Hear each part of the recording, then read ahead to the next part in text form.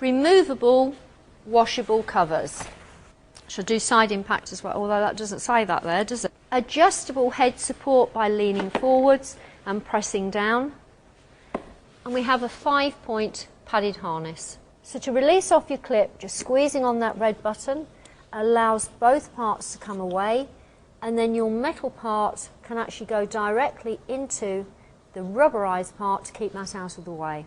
To put back, make sure that you marry up both parts together. And what you have is just that little black part has a little triangle that goes in between it, and then what it will allow you to do is you have two metal bars, one slightly longer than the other, so don't worry about that, and then it just clicks into position like so.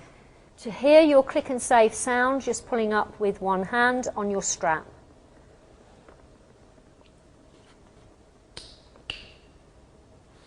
So to release off your seat unit ready for fitting, it's the grey button that we talked about earlier.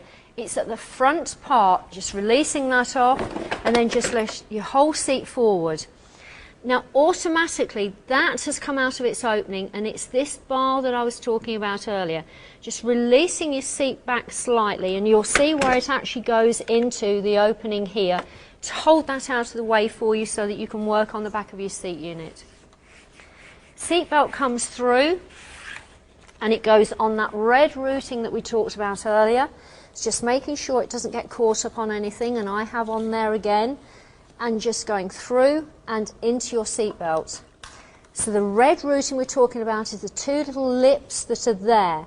So it doesn't want to be above that, just where your red part is. Just making sure that's nice and secure. Pulling on that to make that nice and tight. And then what we're doing is we're ignoring this one, and we're going through the one that is my size. So remember what I said earlier, that just slides upwards into that seatbelt, squeezing that down, and then locking the clip off.